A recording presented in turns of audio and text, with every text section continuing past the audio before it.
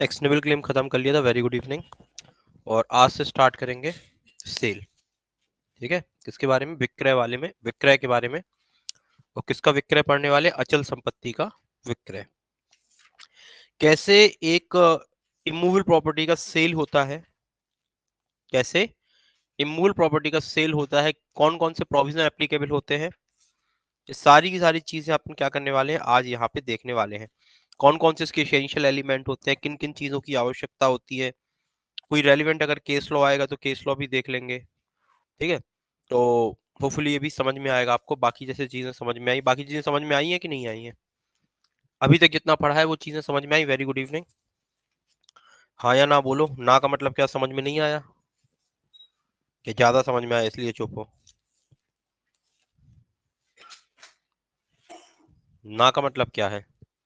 मतलब ना बोलने का मतलब क्या है? ज्यादा तेज समझ आ गया क्या? बोलो, यस और नो। क्या है, समझ में आया कि नहीं आया? या तो दो चीज होती है, तो आया या नहीं आया। आ गया? ऑफलाइन वालों को बोल कहे नहीं रहे? ना बोलने की कसम खाई है क्या कि आज से बोलना बंद? चलिए,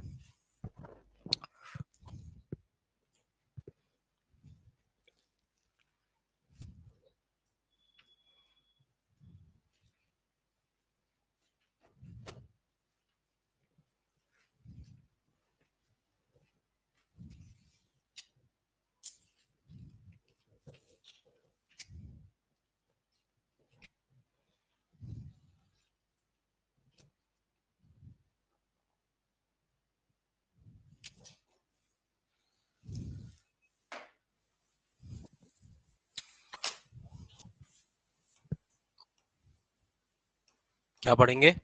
सेल। हिंदी में क्या बोलते हैं? विक्रय। चैप्टर नंबर 3, सेक्शन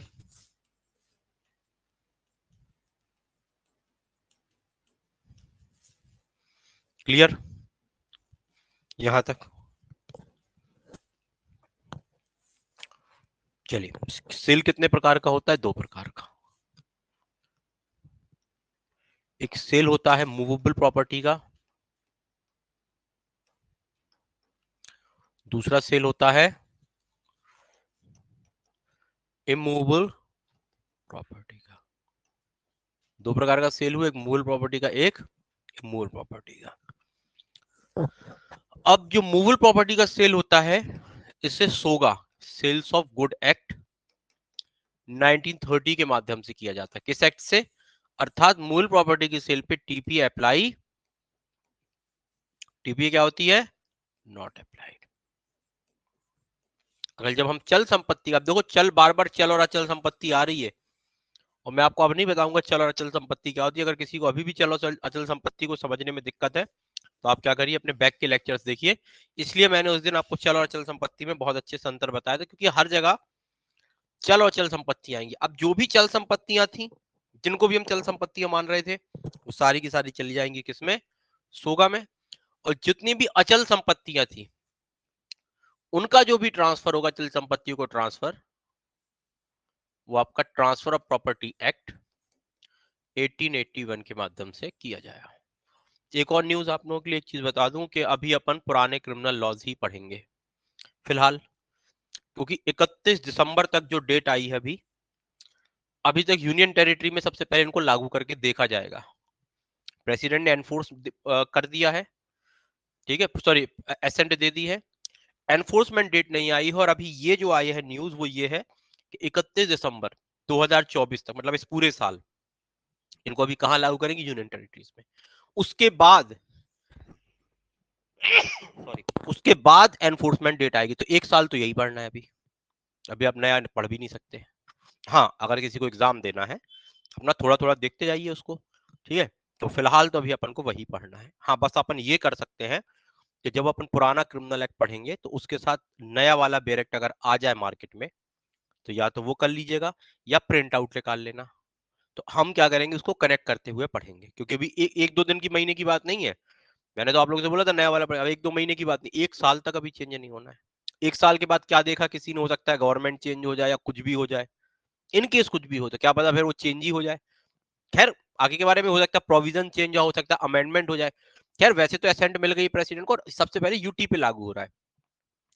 जो मैंने अभी मेरे पास न्यूज आई है, मैंने थोड़ा सा पता किया था कि क्या क्या है एनफोर्सबिलिटी के बारे में। तो अभी यूनियन टेरिटरीज में लागू होगा 31 दिसंबर 2024 तक, मतलब पूरा पूरा भी आपका साल है, साल भर तो लागू होना है। फिर उसके बाद होगा वो 2025 के आसपास, और 25 की अभी डेट नहीं पता कि 1 जनवरी 2025 से लागू कर रहे हैं कि वो 2031 से, क्योंकि आईपीसी भी देखिए कितने दिनों के बाद लागू की थी, लगभग 14 महीनों के बाद। 1 अक्टूबर 1860 को आईपीसी को क्या मिल गई थी, असेंट मिल गई, तो लागू कब की थी, 1 जनवरी 1862 में, 1862, लगभग 14। रीजन क्या होता है, जब क्रिमिनल नए लॉज आते हैं तो व्यक्ति को समझने का समय दिया जाता है, ऐसे नहीं आप भड़बड़ा के लागू कर दो। कोर्ट में इतने सारे मामले पेंडिंग है, आईपीसी सीआरपीसी एविडेंस से, क्या होगा उनका, एग्जाम ऑलरेडी चल रहा है, इनमें क्या होगा, तो वो क्या होगा, आराम से आएंगे, जल्दबाजी नहीं की। ऐसा तो है नहीं कि हमारे इंडिया में भी कोई लॉ ही नहीं है कि हम क्या करेंगे यहाँ, तब आप बोलो आप क्या करेंगे सर, लॉ तो है ही नहीं है। अरे आईपीसी तो है, ऐसा तो नहीं आईपीसी लॉ को कवर नहीं कर रहे, अभी भी जितने अपराध हो रहे कवर कर रहे हैं। तो अभी सारे के सारे ऑफेंस आईपीसी सीआरपीसी एविडेंस, क्योंकि भैया समझने का समय देगा। अब तुम कह दो कल से हम ये वाली नहीं लगाएंगे, बीएनएसएस लगाएंगे या बीएनएस लगाएंगे, पुलिस वाले भड़बड़ा जाए, जुडिशियल सिस्टम में जज कहेंगे अरे हमने तो पढ़ा ही नहीं, हमारे पास तो डायरेक्ट ही नहीं है, सब प्रोसीडिंग रोक दी जाएंगी। तो जल्दबाजी में जब कोई चीज होती है ना, तो इसलिए समझने का, लोगों को समझने का मौका दिया जाए। जो चीज पहले अपराध नहीं थी अब वो अपराध हो जाएगी, कुछ ऐसी चीजें जो पहले अपराध नहीं होती होंगी वो अपराध हो जाएंगी।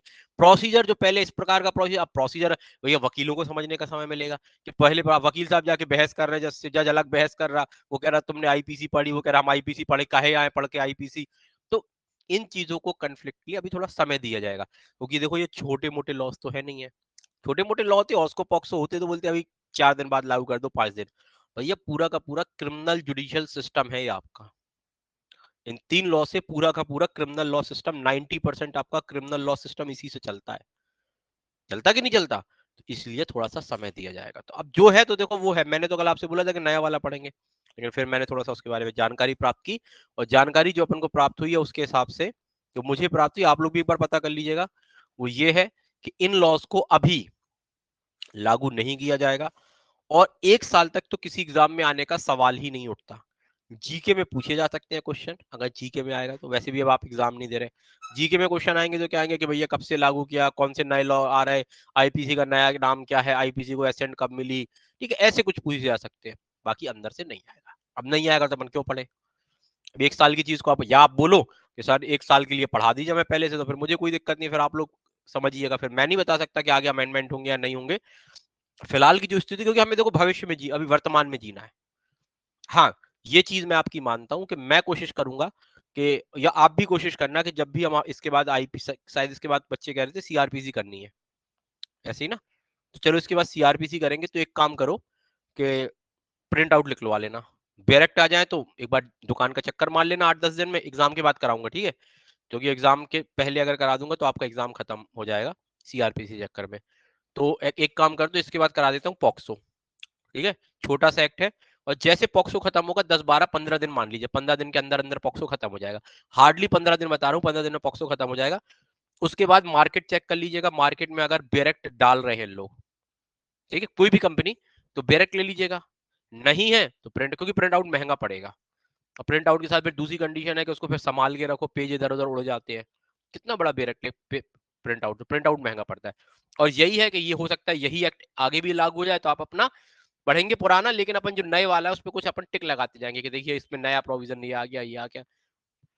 कल एक एजुकेटर को देख रहे थे तो उन्होंने एक अच्छी ट्रिक बताई थी चैप्टर याद करने की, ठीक है, तो ऐसी ट्रिक्स भी आती हैं। तनसुख सर बता रहे थे, काहे को किसी का, अगर क्यों किसी का क्रेडिट हटाए, उन्होंने एक अच्छी ट्रिक बताई थी, हम उनका एक लेक्चर देख रहे थे, थोड़ा, तो उन्होंने क्या ट्रिक बताई थी कि जो ये नए चैप्टर्स आए हैं, नई वाली नई आईपीसी आई, तो जितने अभी अपने यहाँ कैसे चैप्टर लागू होते थे, उन्होंने बोला कि जैसे अपने यहाँ जो चैप्टर लागू होते थे ना, 7 में अगर 1 जोड़ते जाओगे तो नई वाले आईपीसी के जो चैप्टर है वो कवर हो जाएंगे आपके। 7+1 कर दो तो 8वां जो चैप्टर होगा इसका 7वां वो 8वां होगा, उसका 8वां कौन सा होगा, इसका 9वां होगा। तो जहां से 21 से जोड़ोगे तो कह रहे थे 2 जोड़ते आइएगा, तो जो अभी 21 चैप्टर है वो 23 हो जाएगा, जो 22 है वो 24 हो जाएगा, ऐसे आपको एक प्रकार से चैप्टर तो ऐसे ही याद हो जाएंगे, 1 से 6 तक बस कर लीजिएगा और यहाँ से ये होता जाएगा। तो देखिए अगर किसी ने अच्छी चीजें निकाली भी बहुत निकालेगा, क्योंकि मैंने तो देखो ईमानदारी से बताऊं पढ़ाई नहीं है अभी, अपन तो बड़ी आराम से सो रहे हैं अभी। ठीक है, हम कह रहे हैं जरा सब कोई पढ़ लेंगे फिर अपन इकट्ठा पढ़ेंगे, जब हम आपको पढ़ाएंगे उसके समय हम उसके पहले, क्योंकि हमारे पास अभी और भी लोड है बहुत सारा, तो अपन अभी नहीं पढ़ पा रहे, क्योंकि अभी जीके भी चल रही है, अभी कंप्यूटर भी चल रहा है, तमाम चीजें मेरे को ऑलरेडी करा रहा हूँ। फिर इसके बाद अभी रैपिड रिवीजन बैच में आप लोगों का एक बैच हो जाता है, फिर एक रैपिड रिवीजन बैच में सब्जेक्ट चल रहा है आईटी एक्ट, फिर अभी मेंस का बैच अभी आ रहा है, दिल्ली का मेंस का बैच अच्छा वहां का आ रहा है, एमपी का आ रहा है, तो बहुत सारी चीजें खैर पढ़ेंगे, जब आपको पढ़ाना होगा उसके पहले पढ़ेंगे, तब तक और स्थिति क्लियर हो जाएंगी। चलिए आगे करते हैं। तो मैंने अभी आपको दो चीजें बताई थी, बीच बीच में चीजें बात करता हूँ कि सेक्शन 57 से 54 से 57 सेल की बात करती है, विक्रय की। चैप्टर 3 है, विक्रय दो प्रकार का होता है, चल संपत्ति का होता है और अचल संपत्ति का। जो चल संपत्ति का विक्रय होता है, मूवेबल प्रॉपर्टी का, वो सोगा एक्ट से होता है, जिसको बोलते हैं सेल्स ऑफ गुड एक्ट। और जो अचल संपत्ति का होता है वो होता है टीपीए के माध्यम से। सॉरी, जो मूवेबल प्रॉपर्टी का होता है सोगा से, उस पर टीपीए अप्लाई नहीं होती है, और जो इमूवेबल प्रॉपर्टी का होता है वो किसके माध्यम से होता है, टीपीए 8081 के माध्यम से किया जाता है। ये पॉइंट आपको क्लियर हुआ? ठीक है, आगे। और सोगा को बोलते हैं माल विक्रय अधिनियम, अगर किसी को नहीं लिखना है तो sales of good act English में बोलते हैं, सेल्स ऑफ गुड एक्ट, और हिंदी बोलते हैं माल विक्रय अधिनियम 1930। चलिए आगे, यहां तक क्लियर हुआ? अब 54 में क्या किया गया, सेल को डिफाइन किया गया। 54 में दो डेफिनेशन आती हैं, 54 है, यहां पे दो चीजें बताई गई। एक तो डेफिनेशन आती है सेल की, जिसको बोलते हैं विक्रय। क्या बोलते हैं? विक्रय। ये कहां पे आती है? 54 के क्लॉज 1 में। दूसरा जो 54 का ही दूसरा क्लॉज है, 54 का जो सेकंड क्लॉज है, वहां एक और डेफिनेशन आती है, वो आती है कॉन्ट्रैक्ट फॉर सेल की। इसको बोलते हैं 54 के क्लॉज 2 में। विक्रय के, एक होता है विक्रय की संविदा और एक विक्रय के लिए संविदा। शब्द समझिएगा, एक विक्रय की संविदा हो रही है डायरेक्ट, एक हो रही विक्रय के लिए संविदा। वो विक्रय की संविदा को, विक्रय के लिए संविदा को अपनी भाषा में बोलते हैं एग्रीमेंट। अब दोनों चीजें अलग है, एक ही मत बोलिएगा अरे बोलो सर दोनों तो एक ही होते, नहीं, अभी अंतर बताएंगे। एक पर व्यक्ति को तुरंत हित मिल जाता है, इंटरेस्ट उसका वेस्टेड हो जाता है, एक पे vested interest terms and condition में डिपेंड करता है। जैसे आपको मैं एग्जांपल के तौर पे बताऊं, क्योंकि पढ़ना है भी, समझिएगा। इसको ट्रांसफर ऑफ प्रॉपर्टी मानेंगे, इसको भी ट्रांसफर ऑफ प्रॉपर्टी नहीं मानते। एक को क्या मानते हैं? It is a transfer of property, और दूसरे को ट्रांसफर ऑफ प्रॉपर्टी नहीं मानते, क्योंकि एक में हित का अंतरण हो जाता है और एक में हित का अंतरण नहीं होता। मेरा ये मकान है, समझिए आप, मेरे को मेरे घर के बगल में एक प्लॉट डला हुआ है, मैं उसे खरीदूंगा, क्या होगा? सेल हो जाएगा। मैंने उसको लिया, मैंने गया, मैंने उसको पैसे दिए, या आधे पैसे दिए उधार कर दिया, मैं पहले पैसे दे चुका था, या मैंने वादा कर लिया कि पैसे दूंगा, मैंने उससे, वो मेरी बात मान गया। हम गए, हमने डॉक्यूमेंट क्या किए, लिए, उसकी डीड बनवाई, सेल डीड। सेल डीड मतलब सेल के डॉक्यूमेंट बनवाए, उसके माध्यम से अगर वो रजिस्ट्रेशन होता रजिस्ट्रेशन कराया, अगर एग्जीक्यूशन होता एग्जीक्यूशन किया, विटनेस चाहिए थे विटनेस, जो भी फॉर्मेलिटी थी सारी पूरी कर दी। जैसे रजिस्ट्रेशन हुआ मतलब वो क्या हो गया, सेल पूरा हो गया। और जैसे सेल पर हुआ मुझे उस संपत्ति पे हित मिल जाएगा, अर्थात वो संपत्ति मेरी मानी जाएगी, उस संपत्ति का मालिक भी ट्रांसफर हो जाएगा। ये होता है सेल। विक्रय मतलब स्वामित्व का अंतरण, आप ओनर बदल जाता है। जैसे कोई व्यक्ति प्लॉट खरीदता है, खेत खरीदता है, मकान घर खरीदता है, तो ओनर नहीं बदल जाता, वही ओनर का ओनर चेंज हो गया। दूसरी कंडीशन आती है, मैंने कहा कि भाई मुझे ये प्लॉट खरीदना है, तो उसने कहा 50 लाख का है। मैंने कि वर्तमान में तो मेरे पास 30 लाख रुपए हैं, 30 ले लो, बाद में दे दूंगा। नहीं, कहता देखो भैया मैं रुका हूं तुम्हारे लिए, लेकिन पैसे मुझे पूरे चाहिए, ये 30 लाख दे देंगे, 20 बाद में देंगे, ऐसा नहीं किया। कुछ लोग होते हैं, मकान में आपको पूरा प्लॉट दे रहा हूँ, मुझे एफ बट नहीं चाहिए भैया, मुझे कैश में चाहिए पूरा का पूरा पैसा, और एक बार में चाहिए, जो भी टर्म्स एंड कंडीशन। तुमने कहा ऐसा, और तो आपने कहा ठीक है भैया 1 साल में देंगे, बोले 1 साल बाद दिए या नहीं दिए, क्या भरोसा। ऐसा करो, कुछ बयाना वगैरह दे दो, अपनी भाषा में नहीं बोलते, एडवांस दे दो। तो आपने उससे 1 लाख रुपए दिया, और 1 लाख रुपए देके आपने एग्रीमेंट कर लिया कि भैया, एग्रीमेंट का मतलब क्या था, अपन ने कहा कि भैया मैं तुम्हें 1 साल में दे दूंगा। एग्रीमेंट आपने क्योंकि 1 लाख रुपए दिए, तो आपने उसको लिखा पढ़ी करा ली अपनी भाषा में, इसलिए करा ली, कल के दिन ये व्यक्ति बदल ना जाए, कल के दिन कहेगा काय के 1 लाख रुपए। हो सकता है ना कि जब आप 49 लाख रुपए लेके जाओगे तो कहेगा काय के 1 लाख रुपए, तो आप उसको अगली बार 49 दोगे ना, एक दे चुके 50 लाख का बिकना था तो 49 दोगे तो कहेगा नहीं हम 50 लेंगे, तो आप कहोगे 1 लाख रुपए दे चुके, वो कहे कहां सबूत है 1 लाख रुपए दे चुके, तो आपके पास सबूत है। दूसरा, वो व्यक्ति बदलेगा नहीं, कल के दिन वो ये नहीं कहेगा नहीं 50 नहीं अब तो 60 का लगेगा प्लॉट। अरे भैया ऑलरेडी पैसे दे चुके थे, या तुम ना बदल जाओ। वो बेचारा 1 साल तक आपके लिए प्लॉट रोका रहा, उसके 2 ग्राहक और खड़े थे, 48 लाख के 50 लाख के बेचने को, उसकी प्लॉट की कीमत कम हो गई या कुछ भी हुआ, अब तुम खरीदने से मना कर रहे हो, हम नहीं खरीदेंगे। तो कहेगा नहीं भैया तुमने एग्रीमेंट किया था। तो एग्रीमेंट किया था, तो ये एग्रीमेंट पे आपको इंटरेस्ट नहीं मिला भैया, हित नहीं मिला, ओनरशिप ट्रांसफर नहीं हुई, बल्कि एक इंटरेस्ट का ट्रांसफर, मतलब कोई अभी हित का ट्रांसफर नहीं हुआ, बल्कि ये दो पार्टी के बीच में क्या है, एक एग्रीमेंट है कि भविष्य में अगर इन टर्म्स एंड कंडीशन को पूरा किया गया तो क्या हो जाएगा, जैसे ही वो टर्म्स एंड कंडीशन पूरी हो जाएंगी जो यहां पर रखी गई थी इस पे, तो ये sale for contract for sale किस पे कन्वर्ट हो जाएगा, कॉन्ट्रैक्ट पे कन्वर्ट हो जाएगा। और अगर वो टर्म्स एंड कंडीशन नहीं करी गई तो वो कॉन्ट्रैक्ट वहीं पे कभी पूरा ही नहीं होगा, वो सेल कॉन्ट्रैक्ट ऑफ सेल वहीं का वहीं खत्म हो जाएगा। इस कंडीशन में जो व्यक्ति को 1 लाख रुपए मिले थे वो रख सकता है, आप नहीं देखते, वो कहेगा भैया तुम खरीद नहीं रहे, हमारा जो 1 लाख रुपए है हमारा नुकसान हुआ, हम 1 लाख रुपए रख लेंगे, तो उसे वो 1 लाख रुपए रखने का अधिकार मिल जाता है, ओनरशिप ट्रांसफर नहीं होती। बेसिक दो चीजें समझ में आई कि नहीं आई? आपने देखा भी होगा अगर कभी, देखो ये तो अब ऐसी चीजें हैं कि अब कब कोई घर से ही ना निकला हो तो फिर अब उसका आप कुछ नहीं कर सकते, कहीं ना कहीं बेसिक चीजें आपको जानना पड़ेंगी। लॉ देखो तभी पढ़ाया जा सकता है जब आपका दिमाग चल रहा हो सोसाइटी में, लॉ सोसाइटी से रिलेटेड है। अब किसी को पता ही नहीं है कि चक्कू कैसे मारा जाता है, अब हम उसे बता रहे कि मर्डर कर दिया, वो सर कैसे मर्डर होता होगा, सर वो कैसे चक्कू मारते होंगे, अब हम ये तो ना समझाएंगे कि चक्कू ऐसे पकड़ के, भाई फिल्में देख लो। मतलब लॉ आप तभी समझ सकते हो जब हल्का मुल्का आप क्या हो, सोसाइटी से अटैच हो। मैं ये नहीं कहता हूँ कि आपको बहुत कुछ चीजें पता हो, बेसिक चीजें पता होना जरूरी है, और चीजों को जोड़िए लाइफ से। जब तक आप लॉ पढ़ रहे हो, लॉ पढ़ने में तभी मजा आएगा जब उसको आप अपनी रियल लाइफ से जोड़ोगे। अब आप ये सोच रहे हैं कि यार कॉन्टेक्ट, मैं बार बार बताता हूँ, जैसे नंदिनी वाला एग्जांपल लिख रही थी, अब कॉन्ट्रैक्ट का मैं एग्जांपल बताता हूँ, अब मैं आपसे बोल रहा हूँ कि ऐसा होगा कॉन्ट्रैक्ट में वैसा, अब आप सोच रहे हैं यार कॉन्ट्रैक्ट तो हमने कभी किया ही नहीं, हमारे बस की नहीं है कॉन्ट्रैक्ट। भाई आपने किया है, टीपीए चलो ठीक है, संपत्ति आपने नहीं बेची, आपके घर में आपके रिश्तेदार, आपके अड़ोस पड़ोस ने कोई ने तो बेची होगी। दिन भर आप देखते हो कि भैया बैंकों में व्यक्ति जाता है, बैंकों से लोन ले लेता है, लोन लेने के बाद बैंक उसको बोलता है कि भैया पैसे नहीं दोगे तो नीलामी कराएंगे। कैसे? तो ये मॉर्गेज है, हो रहा है। व्यक्ति किसी की जो प्रॉपर्टी नहीं है, कोई व्यक्ति को सरकारी पट्टा मिल जाता है, कोई व्यक्ति क्या करता है किसी से, जैसे मेरी प्रॉपर्टी है कहीं पे डली हुई, कोई ने मेरे से प्रॉपर्टी ले ली कि भैया मुझे प्रॉपर्टी दे दो अपनी, मैं इसमें क्या करूंगा, मैन्युफैक्चरिंग करूंगा, कुछ भी करूंगा, लीज हो गई है। एक्सचेंज आपकी रोज जीवन में होता है, आप किसी व्यक्ति को पैसे देते हो, वो आपको छुट्टा पैसे देता है, और कम से कम लाइफ में रोज ही होता है। बहुत बार ऐसे दोस्तों के साथ हुआ होगा कि उसने आपने अपनी चीज उसको दे दी होगी, उसकी चीज खुद ले ली होगी। ये क्या होता है, एक्सचेंज होता है। गिफ्ट जनरली आप देख लीजिएगा, आप किसी के बर्थडे वगैरह पे जाते हो, क्या गिफ्ट नहीं देते? ये क्या, ये भी तो गिफ्ट है विदाउट कंसिडरेशन का। गिफ्ट के माध्यम से कहते हो कि हमने तुम्हें दी, अब तुम हमें दो बाद में। वो रिटर्न गिफ्ट होता है, ये अलग कॉन्सेप्ट है कि भैया व्यक्ति क्या करता है, एक रिटर्न गिफ्ट है, अलग बात उसको बोल देते हैं। लेकिन वो भी रिटर्न गिफ्ट में ये तो ना कहता है कि तुमने जितने का गिफ्ट दिया हम उतने का गिफ्ट देंगे, ये तो फिर एक्सचेंज हो गया, बदली। गिफ्ट का मतलब होता है विदाउट कंसिडरेशन है, जब व्यक्ति वॉलंटरली देता है, अपनी इच्छा से देता है। तो ये चीजें पढ़ी ना कि क्या ये चीज सोसाइटी में नहीं हो रही है? और मैं आपको बार बार कहता हूं, अगर लॉ पढ़ रहे हो, अगर उसको सोसाइटी से नहीं जोड़ पा रहे आप, तो फिर कोई मतलब ही नहीं है, फिर तो आप केवल रट रहे हो चीज, और रटी हुई चीज आपको बहुत ज्यादा प्रैक्टिकली आपको आगे काम नहीं आएंगी। या तो आपको थोड़ा सा एक्टिव होना पड़ेगा, वो किस वे में हो रहा है वो आपके ऊपर है। अब आप जज बन जाओ, चलो रट रट के कल जज के रूप में सिचुएशन आई, तब जज साहब कहे रुको किताब उठा के देखता हूँ, तो हर जगह किताब भी नहीं देख सकते।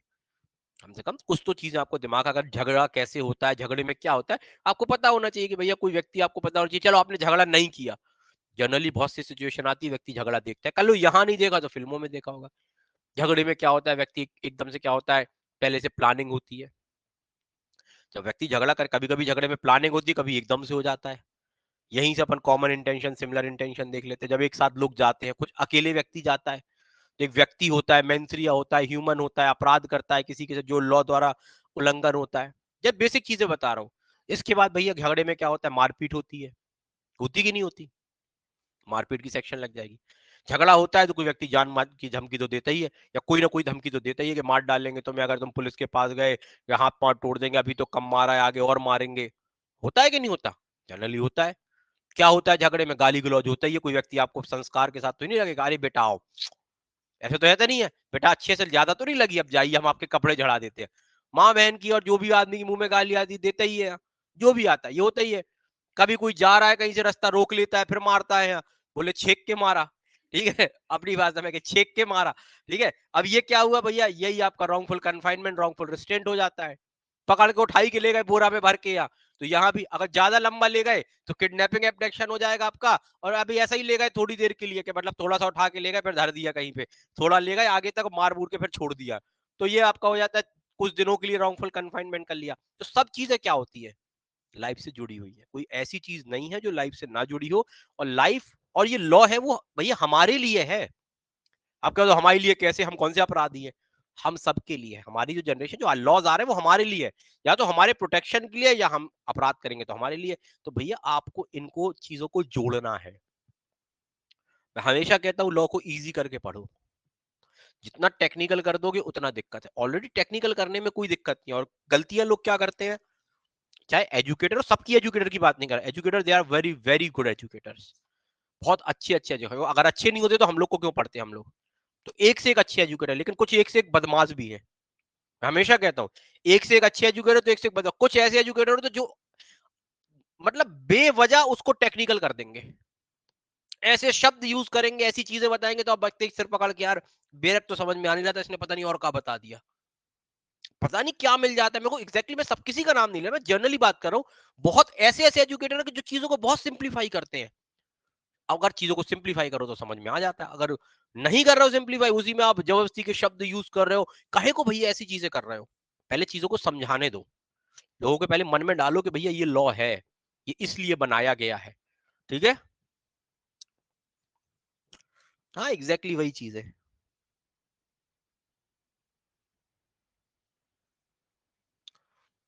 चलिए, यहां तक चीजें क्लियर हुई।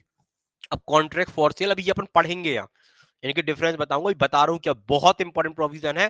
प्रीलिम्स हो चाहे मेंस हो, क्वेश्चन यहाँ से आता ही आता है।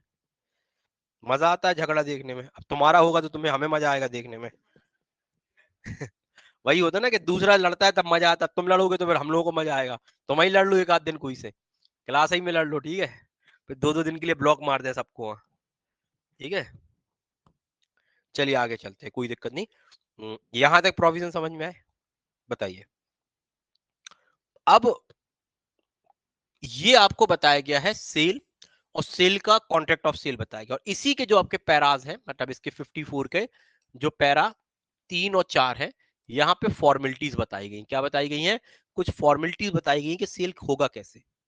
ऐसे तो हो नहीं जाएगा अपने आप कि भैया लिखित होगा, कि मौखिक होगा, कि डिलीवरी के माध्यम से होगा, कि रजिस्ट्रेशन कराना है, कि अटेस्टेशन कराना है, कि अन्य क्या फॉर्मेलिटीज होंगी। ये सारी की सारी यहाँ पे फॉर्मेलिटी, किस कीमत में क्या कराना है ये भी बताई गई है। हम जाते हैं 55 सेक्शन में, तो 55 राइट और लाइबिलिटीज बताती, जो खरीदता और बेचता है उसके अधिकार और दायित्व, और यही अधिकार दायित्व एक्सचेंज करने वालों के होते हैं।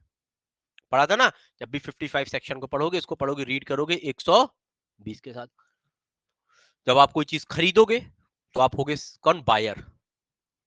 बोलता बायर, मतलब एक क्रेता सावधान, कैविएट इंपेटर का सिद्धांत आता, बी अवेयर बायर। बोला जाता है कि भैया फ्रॉड ना हो जाए, ऐसी चीज आपको थोड़ा सा सतर्कता के आंखें बंद करके नहीं खरीदना। कि आप कोई चीज खरीदो, आपको सामने दिखा है और फिर भी आप खरीदे, तो भैया आपकी भी कुछ ड्यूटीज बनती है, सामने वाले की भी बनती है। जो सेलर है उसकी ड्यूटीज बनती है, क्या है कि भैया अगर आपको चीज दे रहे हो तो बता के दीजिए उसमें कोई डिफेक्ट हो। तो ऐसे भैया दोनों के अधिकार, जैसे आप कभी कोई चीज लेके, जैसे एग्जाम्पल के तौर पे आप किसी दुकान में जाइए, आप जल्दी जल्दी में, आपको दिखता नहीं है, सबको उसको पता है कि इसको कम दिखता है, आपने कोई चीज मांगी, आपने कहा कि भैया हमें बिस्किट दे दीजिए, आपने उसको पैसा दिया, या तो आपकी आंखें खराब थी, कुछ भी था, या आपको रात को कम दिखता था। अब उसकी क्या ड्यूटी है कि भैया आपको एक्सपायरी डेट का चीज या खराब चीज ना दे। ड्यूटी है कि नहीं है उसकी, उसकी ड्यूटी है। अगर कोई चीज ऐसी दे रहा है जिसमें डिफेक्ट है तो आपको बता के दे कि भैया इसमें ऐसी ऐसी चीज डिफेक्ट है। अगर आपने पैसे दी है तो उसको आपकी पोजीशन दे दे उस चीज की। जनरली मैं बता रहा हूँ ऐसी मूल प्रॉपर्टी में होगा। दूसरा, आपकी क्या ड्यूटी है कि अगर चीज ली है तो पैसा दो, पैसा असली देना है कि नकली ना दे के आ जाओ। ठीक है, मतलब ये चीज आपकी बनती है। तो ऐसी प्रॉपर्टी में होता है कि प्रॉपर्टी दे रहा है उसमें कोई डिफेक्ट है प्रॉपर्टी में, तो आपको सारी की सारी चीजें बतानी पड़ेंगी। सामने वाले को जो खरीद रहा है तो उसकी ड्यूटी होती है कि पैसा दो, तमाम चीजें। ये आपको यहाँ पे राइट और ड्यूटीज में पड़ेंगे। इसके बाद आता है 56, एक प्रिंसिपल की बात करता है जिसको बोलते हैं मार्शलिंग का प्रोविजन। किसको, इसको बोलते हैं क्रम बंधन। किसको, क्रम बांधना या क्रम बंधन का सिद्धांत, इसको हम देखेंगे। और इसको 55 को 120 के साथ पढ़ना था, और इसको इसको किसके साथ पढ़ना है, 54 को हमें धारा 118 के साथ पढ़ना है। ठीक है, या मैं तो आपसे कहूंगा 118 छोड़ दीजिए, इसको आपको पूरे के पूरे मतलब चैप्टर को 118 के साथ पढ़ लीजिएगा। और चैप्टर नंबर ये आपका थर्ड है, इसे चैप्टर नंबर थर्ड को किसके साथ पढ़ना है, 7th के साथ, 6 के साथ, 6 के साथ पढ़ना है थर्ड को। ठीक है, थर्ड चैप्टर को 6 के साथ पढ़ोगे, और जहां सेक्शन 856 आएगी इसे 81 के साथ पढ़ेंगे, क्योंकि 81 भी मार्शलिंग के बारे में है। ये आपको यहाँ पे सब्सिक्वेंट परचेजर की है, वहां पे मॉर्गेजी की है। तो सब सेक्शन एक दूसरे से कनेक्ट हो रही हैं। 54 किससे कनेक्ट हुई, 118 से। चैप्टर 3 किससे कनेक्ट हुआ, चैप्टर 6 से कनेक्ट हुआ। सेक्शन 55 किससे कनेक्ट हुई, 120 से। और 56 सेक्शन किससे कनेक्ट हुई, 81 से। अब आप लोगों को ये पता, जो पढ़ चुके हो वो तो पता चलना चाहिए। अब आप ये ना बोलो कि 120 क्या है। अभी अगर आप अभी भी ये सोच रहे हो कि 120 क्या है, तो फिर आप में एक दिक्कत है, क्योंकि मैं ऑलरेडी 120 बता चुका हूँ राइट और लाइबिलिटी से एक्सचेंज करने वालों की। ऑलरेडी 118 बता चुका हूँ एक्सचेंज की परिभाषा थी, और यहाँ पे सेल की। अब इसमें क्रम क्या बैठता है, मैंने बताया था, जो एक्सचेंज में सेल के प्रोविजन एप्लीकेबल होते हैं, वही राइट और लाइबिलिटी जो एक्सचेंज करने वालों की होती है, वही लाइबिलिटीज होती है जो सेल वालों की होती है। क्रम बंधन दो है। अभी आपने 81 नहीं पढ़ी, ठीक है, वो हम बाद में पढ़े, क्योंकि अभी आपने 56 भी नहीं पढ़ी। जनरली यहाँ पे क्रम बांधने की दोनों बात करते हैं।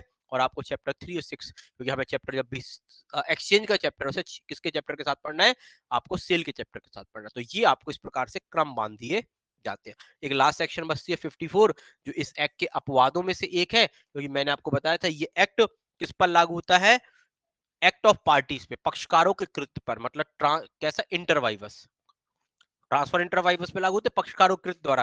लेकिन मैंने आपको दो, ऊपर ही आपने शुरू में पढ़ा होगा, सेक्शन 1 में भी था कि दो section, section 57 and chapter number fourth. ये क्या होता है, यहाँ पे जो ट्रांसफर किया जाता है वो किसके माध्यम से किया जा सकता है, वो कोर्ट या लॉ के माध्यम से किया जा सकता है। तो ये अपवाद है। Generally TPA act of parties पर एप्लीकेबल होती है, ना कि चलिए अब हम देखते हैं सेल के बारे में। विक्रय, सेक्शन 50। अब समझते हैं विक्रय क्या होता है। एक्सचेंज पढ़ा है तो बहुत हद तक एक्सचेंज के जैसा ही होता है। सबसे पहले तो निकाल लीजिए, बेरेक से पढ़ते हैं, फिर जो भी आपकी चीजें होंगी उन्हें एक एक करके हम पढ़ेंगे। लिखा है sale is the transfer of ownership. पहला पॉइंट, सेल क्या होता है, ट्रांसफर होता है। ये तो सबको पता है ट्रांसफर होता है, लेकिन किसका ट्रांसफर होता है, राइट टू एंजॉयमेंट का या सिक्योरिटी के रूप में किसी का, नहीं। ट्रांसफर किसका होता है, अर्थात लिख सकते हो ये स्वामित्व का अंतरण होता है। किसका अंतरण होता है, स्वामित्व का। अर्थात एक व्यक्ति जो स्वामी था उससे बदल के दूसरा व्यक्ति स्वामी बन जाता है। किसका अंतरण होता है, it is a transfer of ownership. आगे, in exchange for the price paid and price promise, और पेड और पार्ट प्रॉमिस। तो कहता है किसके लिए होता है वो पहला पॉइंट, ट्रांसफर किसका होता है, ओनरशिप। दूसरा कैसे होता है, फॉर कंसिडरेशन। क्या होता है इसमें, प्रतिफल जरूरी होता है। अगर प्रतिफल ना हो तो गिफ्ट ना हो जाएगा, प्रतिफल ना होगा तो गिफ्ट हो जाएगा। ठीक है, इसके बाद आप इस पे लिख सकते हो कंसिडरेशन के तौर पे क्या चाहिए पड़ता है, मनी। वो बोल रहा है मनी भैया, पैसा, वस्तु नहीं, क्योंकि वस्तु की वस्तु दे दी, वस्तु के बदले वस्तु दे दी तो एक्सचेंज हो जाएगा, और कुछ ना दोगे तो सेल हो जाएगा। तो पैसा के बदले होता है। तीसरा, कितनी होनी चाहिए, टू पार्टीज होनी चाहिए। कितने पक्षकार होने चाहिए, टू पार्टीज। और पार्टीज कैसी होनी चाहिए, कंपिटेंट होनी चाहिए। अर्थात क्योंकि लाइबिलिटीज आएगी ना, तो पक्षकार दो होने चाहिए, और पक्षकार कैसे होने चाहिए, सक्षम होने चाहिए। विषय वस्तु कैसी होनी चाहिए, सब्जेक्ट मैटर कैसा होना चाहिए, सब्जेक्ट मैटर जो होगा इसमें वो कैसा होगा, it is immovable subject matter. और पांचवा पॉइंट बात करता है, पांचवा आपसे कह रहा है कि क्या कह रहा है, ट्रांसफर कैसा होगा, transfer has made according to law. जो लॉ के जो ट्रांसफर होगा वो किसके हिसाब से होगा, लॉ के हिसाब से। Transfer in according with law. अब लॉ क्या कहता है इसके बारे में ही हमें पढ़ना है, कहाँ लीगल फॉर्मेलिटीज होंगी, क्या क्या होगा, कब किया जाएगा, कब नहीं किया जाएगा, ऐसे बहुत सारी चीज आपको यहाँ पे देखने को मिल जाती है। इसके बाद आप यहाँ पे लिख सकते हो क्या रजिस्ट्रेशन किया जाएगा, लीगल फॉर्मेलिटीज। ठीक है, यहाँ पे आप लिख सकते हो लॉ के माध्यम से ट्रांसफर होगा, और यहाँ पे आप लिख सकते हो रजिस्ट्रेशन वगैरह जो होता है ना, ये कराया जाएगा आपसे। इसके बाद अटेस्टेशन होना जरूरी है, नहीं है, लॉ रिक्वायर्ड नहीं कर रहा है। तमाम चीजें आपकी यहाँ से आपको देखने को मिल जाती है। यहां तक क्लियर हुई चीजें?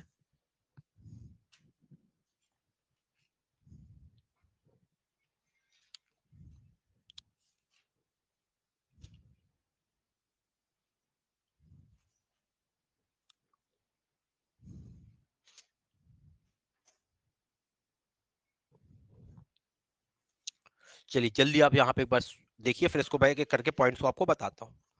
ये पॉइंट जानना जरूरी है। इन पॉइंट्स को क्या करेंगे हम थोड़ा सा अब समझेंगे, क्योंकि जब तक इन पॉइंट्स को नहीं समझेंगे तो सेल हमें समझ में नहीं आएगा।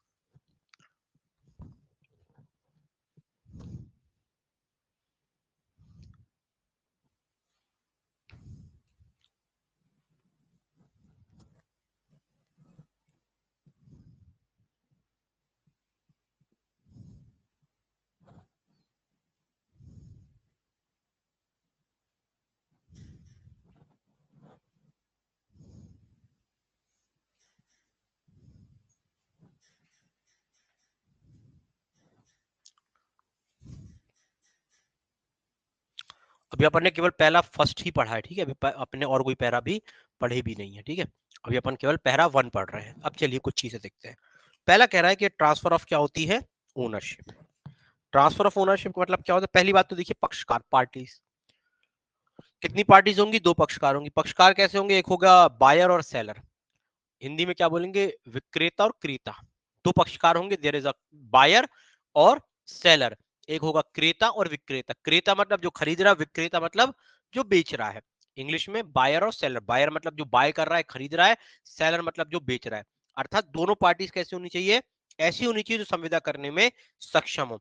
अगर पक्षकार संविदा करने के लिए सक्षम नहीं है तो क्या वो, अगर कोई पार्टी कॉन्ट्रैक्ट करने में क्या नहीं है, सक्षम नहीं है, पक्षकार सक्षम नहीं है विधि के अनुसार, मतलब सेक्शन वो 11 वगैरह आपको याद रखनी पड़ेगी, 11-12। तो अगर पक्षकार सक्षम नहीं है तो क्या संविदा हो सकती है, क्या सेल हो सकती है? क्योंकि सेल भी क्या एक प्रकार का कॉन्ट्रैक्ट ही है। कॉन्ट्रैक्ट है ना, इसको सेल, कॉन्ट्रैक्ट ऑफ सेल कहते हैं, कॉन्ट्रैक्ट ऑफ सेल। और फुल कॉन्ट्रैक्ट फॉर सेल क्या हो जाता है? कि एग्रीमेंट हो जाता है, ठीक है। दूसरी चीज, हमेशा उसी संपत्ति का सेल होगा, अगर आप तभी आप क्या कर सकते हो, सेल कर सकते हो, जब आप लॉ द्वारा डिस्क्वालीफाई ना हो। सेक्शन 6, पक्षकार सक्षम होंगे, ठीक है, पक्षकार कैसे होंगे? सक्षम होंगे। लेकिन आप एक देखिए सेक्शन नंबर 6, सेक्शन 6 कह रही थी कि इन प्रकार की संपत्तियों का अंतरण नहीं किया जा सकता। अगर उन प्रकार की संपत्तियों का अंतरण नहीं किया जा सकता तो क्या फिर आप अंतरण कर सकते हो? नहीं कर सकते। तो ये भी दिमाग आपको सेक्शन 6 भी याद रखनी है, आपको इंडियन कॉन्ट्रैक्ट की सेक्शन 11 और 12 भी ध्यान में रखनी है। इसके बाद आ जाता है ओनरशिप। किसका अंतरण होता है? स्वामित्व का अंतरण होता है। अर्थात जब एक व्यक्ति दूसरे व्यक्ति को क्या करता है, ट्रांसफर करता है ओनरशिप, तो वो absolute interest in the property, संपत्ति में आत्यांतिक हित या संपूर्ण हित क्या करता है? अंतरण करता है। तो लिखिएगा, it is a absolute transfer of property, it is a absolute transfer of property. और अब दूसरे शब्दों में कह सकते हैं, it is a transfer of ownership. ये क्या होता है? ट्रांसफर ऑफ ओनरशिप, अर्थात स्वामित्व का अंतरण होता है और पूर्ण हित का अंतरण होता है, और पूर्ण हित का अंतरण होता है।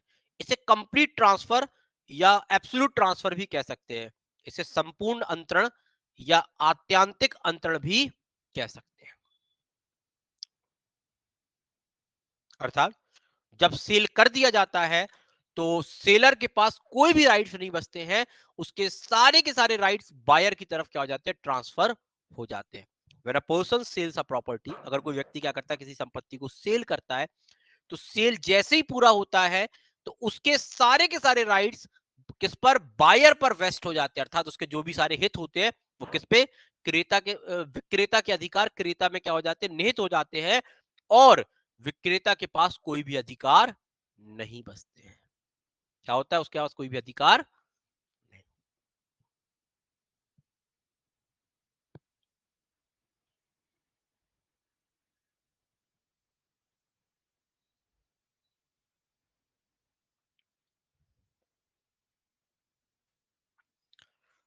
क्लियर हुआ? अब मुझे ये बताइए, क्या अंतरण के बाद, क्या संपत्ति के अंतरण के बाद, अंतरण कर दिया, एब्सोल्यूट ट्रांसफर हो गया, सेल हो गया, क्या सेल के बाद कोई रिस्ट्रिक्शंस लगाए जा सकते हैं सेलर के द्वारा? नहीं लगाए जा सकते। क्यों? क्योंकि एब्सोल्यूट ट्रांसफर है, मैंने एक प्रॉपर्टी को एब्सोल्युटली ट्रांसफर कर दिया। ये सेक्शन कहता है कि अगर किसी प्रॉपर्टी को एब्सोल्यूट ट्रांसफर कर दिया गया है तो उस कंडीशन में क्या नहीं लगाए जा सकते? रिस्ट्रिक्शन नहीं लगाए जा सकते। क्या हो गया?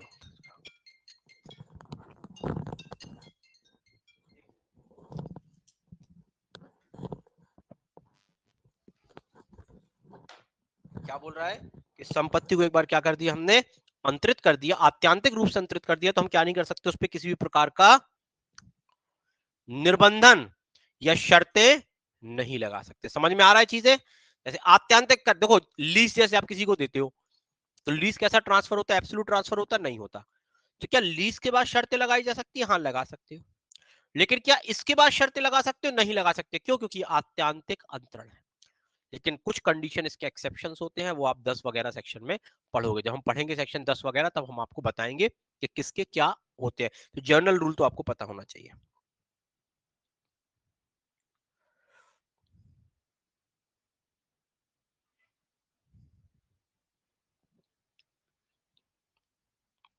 अब बताइए, जैसे क्या विक्रय के लिए जरूरी है कि जो विक्रेता हो, विक्रय करने वाला, वो संपत्ति का पूर्ण स्वामी हो, कि संपत्ति में उसका कोई हित है तो भी वो अंतरित कर सकता है? तो देखिएगा, अगर किसी व्यक्ति का संपत्ति में कोई हित है, मैं पूर्ण स्वामी नहीं हूं लेकिन मेरा कोई हित है, तो जितना मेरा हित है मैं उसको तो अंतरित कर सकता हूं। जरूरी नहीं है कि मेरी पूरी प्रॉपर्टी हो तभी मैं पूरी की पूरी प्रॉपर्टी अंतर नहीं। जब आप अंतरित करोगे तो आपका हक तो पूरा जाएगा, इंटरेस्ट तो आपको पूरा जाएगा, लेकिन ये जरूरी नहीं है कि आप पूरा का पूरा अंतरण करो। आप अंतरण किसी भाग का भी कर सकते हो जो आपके पास है। भाग इन द सेंस, आप जितना आपके पास हित है, समझो इस मकान में मेरा हित एक कमरे का है तो मैं उतना अंतरण कर सकता हूँ। लेकिन इसमें याद रखना पड़ेगा कि भैया वो अनडिवाइडेड फैमिली के जो भी राइट्स होते हैं वो इफेक्टेड ना हो। वो मैं बताऊंगा कैसे। ऐसा नहीं कि तुम्हारा बीच वाला ये वाला कमरा था तुम्हारा, तुमने किसी दूसरे पता नहीं किसको भेज दिया, अच्छे दारूखोर को बेचा। अब वहां पे कोई और रहता है घर का तुम्हारा, यहाँ कोई और, वो यहीं पे बैठे बैठे दारू पी रहा है, तो ना यहाँ वाले यहाँ निकल पा रहे।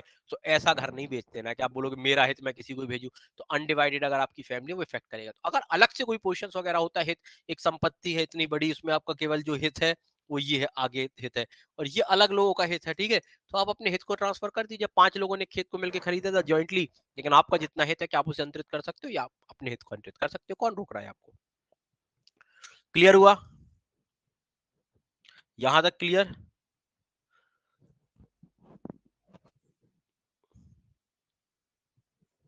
तो पहला पॉइंट समझ में आया, ट्रांसफर ऑफ ओनरशिप होगा, फुल ट्रांसफर ऑफ ओनरशिप होगा।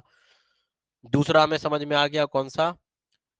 अब दूसरा पढ़ते हैं, कंसिडरेशन, प्रतिफल क्या होगा। तो कहता प्रतिफल होगा, और प्रतिफल क्या होगा? एक प्राइस होगा। पढ़िएगा, डायरेक्ट में लिखा हुआ है, क्या लिखा है? इन exchange for a price paid, price के लिए होगा, एक क्या बदले में क्या दी जाएगी? कीमत दी जाएगी। बदले में संपत्ति के बदले संपत्ति देने को नहीं कह रहा, और ये भी नहीं कह रहा कि कुछ भी नहीं दिया जाएगा, बल्कि बदले में दिया जाएगा कुछ। क्या? मैं तो कोई चीज दे दूंगा? नहीं, चीज के बदले चीज नहीं। चीज के बदले अगर चीज दी गई तो क्या होगा? एक्सचेंज होगा। इसलिए कह रहा है कि क्या दिया जाएगा? कह रहा बदले में दिया जाएगा कीमत। अपन नहीं बोलते बताओ तुम्हारी क्या कीमत है, फिल्मों में डायलॉग सुना होगा, बताओ क्या कीमत है, तुम्हारी पूरी कीमत अदा की जाएगी। तो ये वही वाली कीमत है। कीमत मतलब पैसों की बात कर रहा है। ये नहीं बोलता कि भैया हमारा प्लॉट की जगह तुम्हारा ले लो, तुम्हारे अपना ले लो, बल्कि क्या दिया जाएगा, बहुत इंपॉर्टेंट है, कि कीमत दी जाएगी। ठीक है, क्या दी जाएगी? कीमत। The sale, the consideration must be money, consideration क्या होगा? मनी होगी। क्या होगी? Money. The money is referred as a price, और मनी को ही यहाँ पे प्राइस के रूप में लिखा गया है। तो आप अगर समझ ना पा रहे हो प्राइस, अपन कभी कोई दुकान से चीज खरीद के लिया तो उसमें लिखा, आप पूछते हो इसकी कितनी प्राइस है, क्या प्राइस है? प्राइस का मतलब क्या होता है? क्या बदले में कुछ दे रहा है उसको? प्राइस का मतलब क्या होता है? अपन कोई चीज बोलते हैं ना कि इसकी भैया 100 रुपए की प्राइस है, 99 रुपीज प्राइस है। प्राइस का मतलब होता है मनी। प्राइस को मनी रेफर करेंगे। यहाँ पे मनी शब्द नहीं लिखा, आप बोलोगे मनी तो लिखा नहीं है, प्राइस लिखा, सर मनी बोल रहा है। यहाँ पर जो मनी शब्द यूज किया गया है, सॉरी प्राइस, प्राइस शब्द यूज किया गया वो मनी के लिए। मनी मतलब पैसा। क्या दिया जाएगा बदले में? पैसा। क्योंकि अगर आप खुद सोचिए, बदले में पैसा नहीं दोगे, बदले में और कुछ दोगे, तो फिर वो क्या हो जाएगा? क्या हो जाएगा? विनिमय हो जाएगा। और अगर बदले में कुछ भी नहीं दोगे तो फिर क्या हो जाएगा? गिफ्ट हो जाएगा।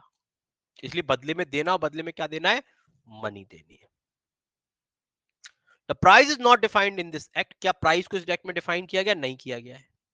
प्राइस को क्या इस एक्ट में डिफाइन किया गया है? नहीं किया गया। अब जब कोई चीज डिफाइन नहीं करी है तो एक केस आया था, commissioner of income tax versus, लिखिएगा, commissioner of income tax versus messrs, ऐसे लिखते हैं मेजर्स, ठीक है, एमएस करके, messrs motor and general stores private limited.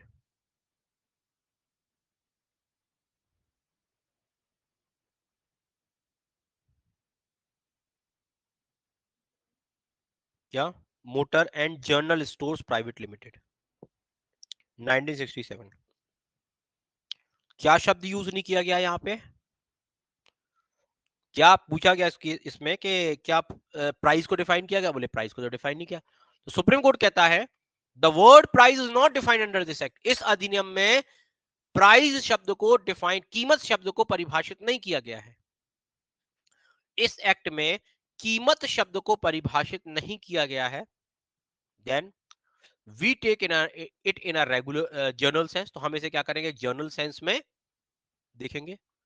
कैसे देखेंगे? एक जर्नल सेंस में देखेंगे।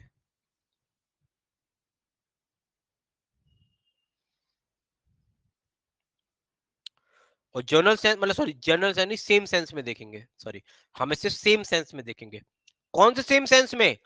जो सेल्स ऑफ गुड एक्ट में डिफाइन किया गया है। देखो, इस एक्ट में क्या नहीं डिफाइन किया गया है? प्राइस शब्द को डिफाइन नहीं किया गया, जिसको बोलते हैं कीमत। तो सुप्रीम कोर्ट कह रहा है कि अगर यहां नहीं डिफाइन किया गया लेकिन एक एक्ट में डिफाइन किया गया, जिसको बोलते हैं सोगा, कहता है सोगा में डिफाइन किया है, तो कहता है जो सोगा में डिफाइन किया गया उसी उसी मीनिंग में क्या कर लो, आप इसे ले लो सेम सेंस में। क्या है?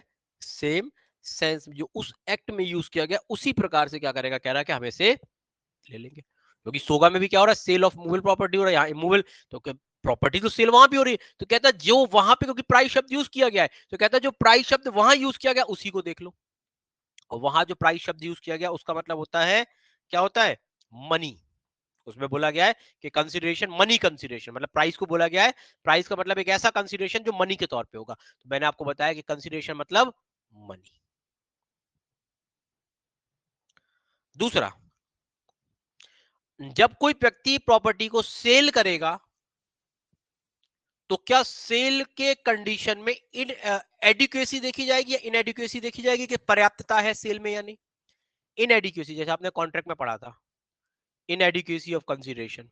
देखो क्या होता है, मैं अपना 1 करोड़ का प्लॉट किसी व्यक्ति को 10 लाख में दे रहा हूं। कोई रीजन हो सकता है। क्या रीजन हो सकता है? कि भैया उसने मेरी बड़ी सेवा की, ये व्यक्ति ने मेरी बहुत सेवा की, गरीब था। अब मुझे लगता है कि यार इसने मेरी इतनी सेवा की और मेरे पास काफी संपत्ति है, मेरे पास इतनी सारी संपत्ति, मैं अपने बच्चों को दे रहा हूँ, सबको दे रहा हूँ, तो इस व्यक्ति को भी संपत्ति दे देता हूँ। लेकिन देखो मैं क्या बता रहा हूँ, क्या हर प्रॉपर्टी को, क्या फिर आप बोलोगे कि सर वो गिफ्ट क्यों नहीं कर दिया उसमें? मैंने बताया था गिफ्ट के लिए नेचुरल लव और अफेक्शन दिखाना पड़ेगा। गिफ्ट में क्या दिखाना पड़ता है? तो इमूल प्रॉपर्टी किसी को गिफ्ट करते हो तो नेचुरल लव और अफेक्शन दिखाना पड़ता है। अदरवाइज मैंने आपको उस एग्जाम्पल बताया था, क्योंकि व्यक्ति इसको मिस यूज करता है। क्योंकि आप जब सेल करते हो तो 4% लगता है लगभग आपका रजिस्ट्रेशन फीस, और गिफ्ट में लगती है 1%। तो आदमी, हर व्यक्ति क्या करेगा, 3% बचाने के चक्कर में, मतलब 3 लाख बच रहा है एक प्रकार से। 1 करोड़ की जब संपत्ति बेचोगे तो वहां 4 लाख लगेगा, यहाँ 1 लाख। तो व्यक्ति क्या करेगा, जनरली हर व्यक्ति क्या करेगा कि हम तो गिफ्ट ही कर रहे हैं, हमारा तो बहुत प्यार है भैया, हमारा तो बचपन का यार आना है। कोर्ट कहेगा कैसे, ऐसे हम मानते ही नहीं है। पहले प्रूफ करो नेचुरल लव है आपका और अफेक्शन है। मतलब ऐसा नहीं कि भाई भाई है तो नेचुरल लव तो है उनमें, लेकिन अफेक्शन अभी भी उनके बीच में वैसे ही मधुर संबंध है। पता चला 20 साल से तो एक दूसरे से बोलते नहीं है, काहे का अफेक्शन है? एक दूसरे को देख के गाली बकने लगते हैं, छीना झुपटी कर देते हैं, तो ये अफेक्शन नहीं। तो पहले ये दोनों चीजें प्रूफ करो कि मतलब नेचुरल लव, नेचुरल लव मतलब आपका नेचुरल रिलेशन होना चाहिए, उसमें जैसे माता पिता, भाई बहन, बच्चे हो गए आपके, ये आता है। इवन मैं आपको बताऊं, उस दिन भी आपको बताया था कि मतलब एक जो होता है ना, जेठ, अपनी जेठ होता है ना, कि मतलब जो भाई का, वो भी अपनी क्या नहीं कर सकता, उसको बहू मतलब इन द सेंस अपने भाई की उसको नहीं कर सकता, क्योंकि उसको नेचुरल लव और अफेक्शन नहीं मानते। अफेक्शन हो सकता है लेकिन नेचुरल लव नहीं, क्योंकि वो आपका एक आर्टिफिशियल लव है जो बाद में क्रिएट हुआ। नेचुरल लव मतलब जो प्राकृतिक रूप से था। तो मैंने क्या बोला, तो व्यक्ति क्या करेगा, अपनी 1 करोड़ की संपत्ति 1 लाख में बेच दे सकता है, वो सेल कर दे 1 लाख में। तो 1 लाख में सेल करोगे तो 1 लाख में तो सेल कर सकते हो, लेकिन कोर्ट को क्या मतलब, सॉरी न्याय, उसको क्या मिल जाएगा, राज्य को। राज्य तो अपना 4% वो लेगा ना जब सेल करोगे, कहेगा भैया 4% भरो, क्या रजिस्ट्रेशन फीस, चाहे तो मैं 1 लाख में खरीदो। अब क्या प्रश्न उठता है, क्या ये जो इनएडुकेसी होती है कि एक करोड़ की चीज 1 लाख में बिक गई, कंसिडरेशन है, प्रतिफल है, लेकिन प्रतिफल कम है, क्या इसका प्रभाव पड़ता है सेल में? नहीं, इसका नहीं पड़ता है। जनरल रूल तो यही है। इंडियन कॉन्ट्रैक्ट में पढ़ा था कि कंसिडरेशन होना चाहिए। इनएडिक्वेसी, इनएडिक्वेसी मतलब होता है पर्याप्तता और अपर्याप्तता। अगर वो पर्याप्त नहीं है प्रतिफल, तो इसका कोई भी प्रभाव नहीं पड़ता है। पर्याप्त होगा तो बेहतर है, नहीं है प्रभाव नहीं पड़ता है। हाँ, कभी कंसेंट को लेकर प्रश्न उठेगा कि भैया व्यक्ति की कंसेंट वॉलंटरी थी या नहीं थी, स्वेच्छा थी या नहीं थी। व्यक्ति कह रहा कि भैया हम कहे अपनी 1 लाख की, 1 करोड़ की संपत्ति 1 लाख बेचेंगे, भैया इन्होंने सिर में क्या लगाया था, कट्टा लगा के दे रहा था। कहता कट्टा लगाया था, कहता साइन करो, तो हमने भैया जल्दबाजी में कर दिया। तो हाँ, इसको फिर देखा जा सकता है, क्योंकि आप खुद सोचिए, क्यों व्यक्ति अपनी 1 करोड़ की संपत्ति 1 लाख में बेचेगा? या तो हो सकता है उसका कोई हित होगा, या जर्नली तो आपको यही समझ में आएगा, जैसे आप इसी कोई बोले कि भैया हमारे बगल का प्लॉट बिक गया, हमने कितने का, आप कहोगे यार 3 लाख में। हम कहेंगे अरे 3 लाख में, 1 करोड़ का प्लॉट 3 लाख में बिक गया। आप कहोगे ऐसे कैसे? आप एक बार बोलोगे ना कैसे, तो आप कुछ कर नहीं सकते। लेकिन अगर वो व्यक्ति कहते कि हमसे गलत तरीके से बिकवाया, फिर आप उसमें कुछ कर सकते हो। लेकिन वो कहेगा हमारी प्रॉपर्टी हम चाहे जितने बेचे, तुम कौन होते, हम तो 30,000 में बेच दे, तो भैया उसकी प्रॉपर्टी वो 30,000 में बेच दे। इन एडुकेसी का कोई फर्क नहीं पड़ता है, याद रखिएगा सेल में। Is it now clear? यहां तक क्लियर हुई? दूसरी जो प्राइस होती है सेल में, ये हमेशा सेल डीड में रिफर्ड होनी चाहिए। सेल डीड बनती, सेल डीड का मतलब क्या होता है, सेल के डॉक्यूमेंट।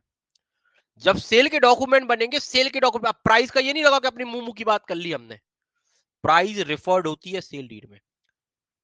लेकिन एक मिनिमम प्राइस तो आपको वो रखनी पड़ती है जो मार्केट वैल्यू होती है। कि आपको मैं बेसिक चीजें बता रहा हूँ बहुत, अभी आप जब पढ़ोगे इंटरव्यू वगैरह या कभी लिखोगे सेल डीड में, जब आप जजमेंट लिखोगे, ये चीजें काम आती है, क्योंकि सेल का जजमेंट आता है, तो सेल डीड में आपको सेल की प्राइस लिखेगी। अब आप अपनी सेल को तो बात कर ली, लेकिन संविदा तो, क्योंकि रजिस्ट्रेशन होगा, होगा कि रिटर्न होगा रजिस्ट्रेशन, आपने सब कुछ तो लिख लिया कि व्यक्ति हम अपनी प्रॉपर्टी बेच रहे हैं, ये वाली बेच रहे हैं, इसके बाद आपने सब कुछ लिख दिया, लेकिन सेल की प्राइस नहीं लिखी, तो फिर दिक्कत में खा जाओगे।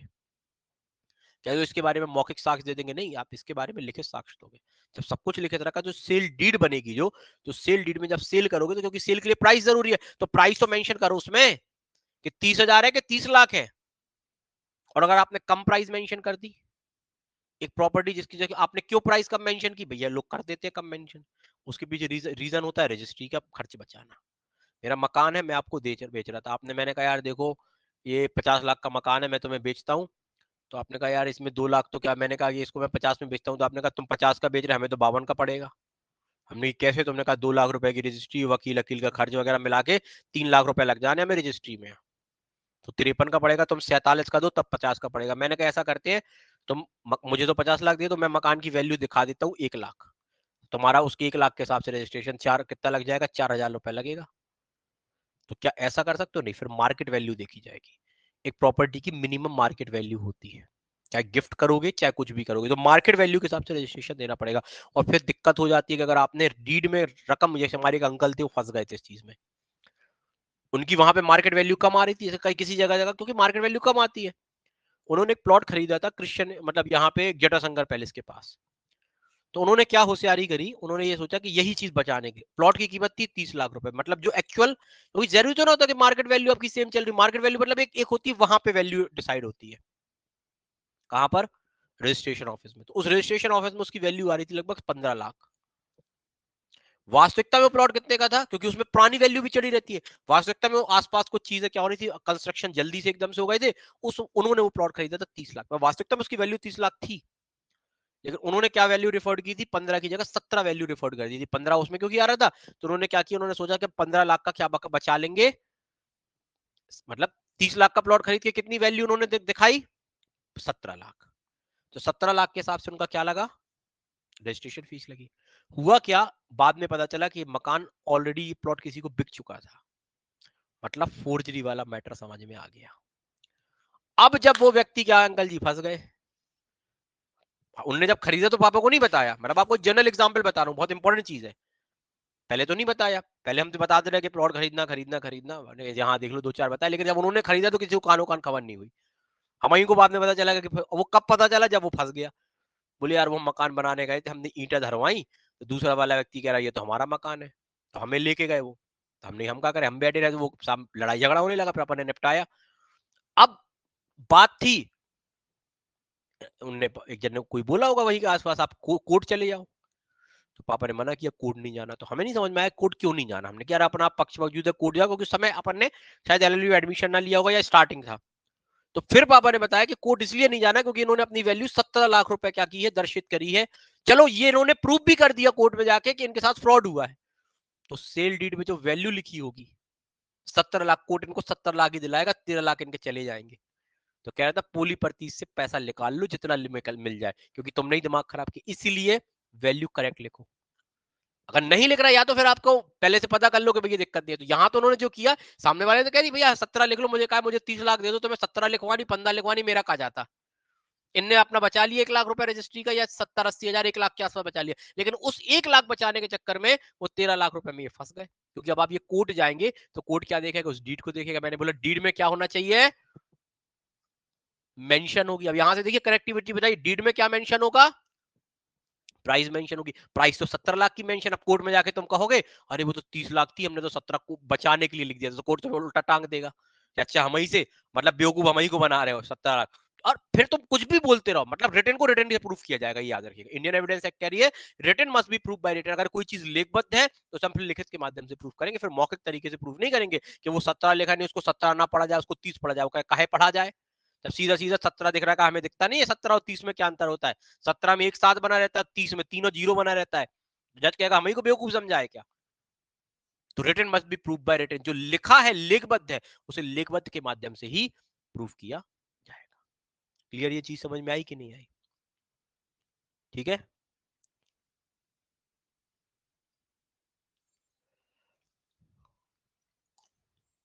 दूसरा, ये जो सेल डीड में पैसा लिखा जाता है ये फ्लेक्सिबल होता है। फ्लेक्सिबल किस वे में बोल रहा हूं, आपको ये तो लिखना है कि प्लॉट कितने में बिक रहा है, कि मैं आप अपनी मूल प्रॉपर्टी को 50 लाख में बेच रहे हैं। अब 50 लाख के साथ या तो ये हो सकता है कि 50 लाख ऑलरेडी दे चुके हो, या 50 लाख एक बार में दे रहे हो, ये भी हो सकता है।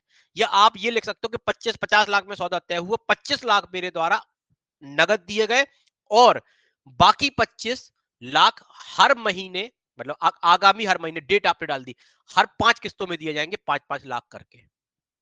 ऐसा भी हो सकता है, ये फ्लेक्सिबल है। ऐसा नहीं बोलता है कि एक साथ, क्योंकि लिखा है ना कि प्रेजेंट में हो सकता है, पास्ट में हो सकता है, फ्यूचर में हो सकता है। आधा दे सकते हो, आधा प्रॉमिस कर सकते हो, या पूरा दे दो, कुछ ना कुछ करना पड़ेगा। इज इट नाउ क्लियर, ये चीज क्लियर हुई कि नहीं हुई। पार्टली फ्लेक्सिबल हो सकता है, पार्टली इस प्रकार से, ये दोनों चीजें आपकी यहाँ पे आ सकती है। क्लियर नहीं हुआ किसी को तो बताइए, ना हो अगर किसी को क्लियर तो बताइए। चलिए, आई थिंक क्लियर हो गया होगा। और अगर कंसिडरेशन मनी के तौर पे नहीं होगा, कंसिडरेशन और कोई चीज के तौर पे होगा, तो वो एक्सचेंज हो जाएगा। कंसिडरेशन अगर मनी नहीं है, कंसिडरेशन के तौर पे और कोई चीज दे रहा हो, तो अगर जैसे ही और कोई आपने चीज दी, अब और चीज में क्या दोगे, मनी नहीं है तो फिर क्या दोगे, सामान दोगे। अब कैसा भी सामान दे दो, क्या हो जाएगा, चाहे सोना दे दो, चाहे चांदी दे दो, चाहे कुछ भी दे दो, क्योंकि सोना चांदी क्या प्राइस तो नहीं है, तो देन व्हाट, क्या होगा, तो फिर क्या हो जाएगा, वो एक्सचेंज हो जाएगा। आई थिंक आपको ये सेकंड वाला कॉन्सेप्ट देखो, देखने में छोटे छोटे लग रहा है, लेकिन अब समय इसलिए लगता है क्योंकि कॉन्सेप्ट बना रहे हैं। अगर कॉन्सेप्ट नहीं बनाना, ऊपर ऊपर से पढ़ना, तो मैं तो इतना ही बोलता कि ये ऑलरेडी मैंने पॉइंट तो मेंशन कर ही दिए थे, फिर आपको आगे दिक्कत आएगी। तो आपको क्या करना है, जब अगर आपको अच्छे से चीजें पढ़नी है तो फिर समय लगता है। देखो समय इसलिए लगता है, बाकी और कुछ नहीं होता। कोई व्यक्ति 15 दिनों में सीपीसी पढ़ा देता है, कोई व्यक्ति 3 महीने सीपीसी पढ़ाता है। तो 15, मैं ये नहीं बोलता कि सही कौन है गलत कौन है, जो 15 दिन में पढ़ा रहा है वो भी सही है, जो 3 महीने पढ़ा रहा है वो भी सही है। लेकिन बस बात हो जाता है कि जब आप 3 महीने कोई चीज पढ़ोगे तो आपको डीप नॉलेज होगा, डीप नॉलेज हमेशा काम आती है। 5 साल की एलएलबी है, और अगर आपने 2 साल तक सब्जेक्ट पढ़े तो आपको वो चीज आगे काम करेंगे। और आप ये सोच लो 6 महीने में निपटा दो, फिर आप भी आगे निपटोगे। एग्जाम जाओगे, बोले निपट गए सर, कैसे, बोले फेल हो गए। कहे जब कॉन्सेप्ट ही क्लियर नहीं होगा तो निपटोगे क्या करोगे। जब आपको इतनी सारी चीजें पता चल रही हैं, तो आप एग्जाम में जब लिखोगे तो डेफिनेटली मैं आपसे बोलता हूँ हमेशा अच्छा लिखोगे। तो अपने आप को समय दीजिए। आप खुद देखिए, किसी चीज से भी देख लीजिएगा। आप कपड़े सिलवाने जाओ और एक टेलर है जो बेहतरीन तरीके से समय लेके कपड़े सिल रहा है, तो कपड़े की फिटिंग अच्छी आएगा, कपड़ा अच्छा। और एक ने जल्दी जल्दी, आप कह रहे भैया 1 घंटा है, जल्दी सिल दो भैया, शादी बारात निकल ही रही, तो उसने मारे कहीं ये कोना टेढ़ा, कहीं कुछ, भाई तुम्हारे साथ होगा। खाना भी ऐसे ही बनता है। बोलते हैं ना कि जब स्लो कुकिंग होती है तो बोलते हैं कि अच्छी कुकिंग होती है। स्लो जब मतलब जैसे खाना धीमी गैस में बनाया जाता है या धीमी आंच में, तो बोला जाता है वो खाने का टेस्ट अलग आता है। तो वही चीज आपको करना है, अपने आप को धीरे धीरे पकाइए। ये मत सोचिए अब कोई व्यक्ति आता है बोले सर आखिरी साल है, हम सिविल जज बनना है, बिल्कुल 6 महीने बाद बचा है और बन जाएंगे। पढ़ लो भाई, बन जाओ तो तुम्हारी ऊपर है। अब 6 महीने में समझना भी है, तुम्हें पढ़ना भी है, तो अपने आप को समय दीजिए। और 1 साल 1.5 साल में डेफिनेटली आप कर सकते हो, लेकिन आपकी माइंड की कैपेसिटी क्या है, ये आप पे निर्भर करता है। मैं ये नहीं कहता हूँ 1 1.5 साल में नहीं हो सकता, डेफिनेटली 1 साल बहुत होता है, 1 साल में आप कर सकते हो, लेकिन 1 साल करने के लिए बहुत कुछ फिर खोना पड़ेगा आपको। नींद चैन फिर त्यागो तुम, ठीक है, ये करना। अब आप ये सोच रहे हैं कि हम दोस्तों के साथ भी बैठ लें, हम शॉपिंग भी करें आए, हम एक आध टूर भी मान लें, हम छुट्टी भी मान लें, पिकनिक हमारी कंटिन्यू रहे, होटल एक आध बार महीने में जाते रहे, फिर ऐसा नहीं हो पाता। दोनों हाथ में लड्डू नहीं हो सकते, आपको ये याद रखना पड़ेगा। या तो अभी लड्डू कर लो। अब हम अगर आप हमारा शेड्यूल देखो, मजाक नहीं कर रहे आपसे, आपसे ज्यादा टाइट है हम लोग का शेड्यूल। आज ऐसा नहीं है कि हम तो जाके एंजॉय भी कर सकते हैं, लोग कहते हैं यार कहीं जाते ही नहीं हो घूमने। अब हम ये सोच रहे हैं कि आज हमारे पास 3 4 साल है, जैसे आपके पास 3 4 साल है, मेरे पास 3 4 साल है अपना नाम बनाने के लिए। अगर मैंने इन 3 4 सालों, मेरा जो पर्सनल सोचना, अगर मैंने इन 3 4 सालों में मेहनत कर ली, तो एक इंडिया में कहीं ना कहीं अपना भी नाम होगा लॉ की फील्ड में। हम उसके लिए मेहनत कर रहे हैं, इसके लिए मेहनत नहीं कर रहे कि हमें कोई, हम 50 लाख या 1 लाख रुपए या 2 लाख रुपए नहीं कमा पाएंगे महीने का। डेफिनेटली कमाने, कोई पैसा कमाना कोई बहुत बड़ी बात नहीं होती। लेकिन आज अगर हमने अपने आप को समर्पित कर दिया 4 5 साल अपने, तो हो सकता है हम 50 लाख, बात पैसों की नहीं हो रही, बात होगी कि हमें भी लोग जानेंगे। आज तनसुख सर को लोग जान रहे हैं, खन्ना सर को तो आपको तो दिख रहा है ना ऊपर ऊपर से कि उन्होंने ऐसा किया, लेकिन वो रात को 2 2 बजे भी उठ के पढ़ रहे हैं। ये भी चीज होती है। आप विश्वास नहीं करोगे, मैं आपसे यही कहता हूँ, समर्पण की चीज है। हम तो बहुत कुछ कम करते हैं अभी, हमसे ज्यादा ज्यादा लोग कर रहे हैं। तो आप लोगों को भी थोड़ा सा अपने ऊपर डेडिकेशन लाना पड़ेगा। देखो यार, कोई एग्जाम निकालना कोई बहुत बड़ी बात नहीं है, लेकिन डेडिकेशन लेके आओ। आपके अंदर डेडिकेशन नहीं है, रेगुलरिटी नहीं है, हम क्यों रोज क्लासेस लेते हैं? अभी हम भी तो मार सकते हैं ना गैफ, हम भी गैफ मार सकते हैं। कल आप विश्वास नहीं करोगे, घर पे पार्टी थी, चलो हमने क्लास आपको पढ़ाई, उसके बाद हम पार्टी में लग गए। हम पार्टी से अपने घर में ही घर की थी, ऐसी मतलब थोड़ा सा क्योंकि सिस्टर वगैरह आई हुई होंगी। उसके बाद हम रात को हुए 9:30 पे फ्री, 9:30 पे हम आके इतना ज्यादा थक गए थे, आप विश्वास नहीं करो, फिर हम दोस्त को छोड़ने गए, 10:30 बजे हम पढ़ने बैठ गए। क्योंकि हमें ये पता था कि हमें सुबह क्या कराना है, बच्चों को नए फैक्ट देने हैं जीके के। तो मैंने कल कम से कम 1 1.5 घंटे उसके बहुत सारे नए फैक्ट लेकर एक एक वेबसाइट चेक करी, इसके ये अच्छा फैक्ट है, ये अच्छा फैक्ट है, अब रात को कराएंगे। अदरवाइज कौन करके देगा हमें? अब मैं कह दूं प्रवन तुम भेज देना, तो प्रवन ने जो मजा है, प्रवन ने अरे यार सर भेज रहे, इनने कॉपी करके कुछ भी भेज दोगे।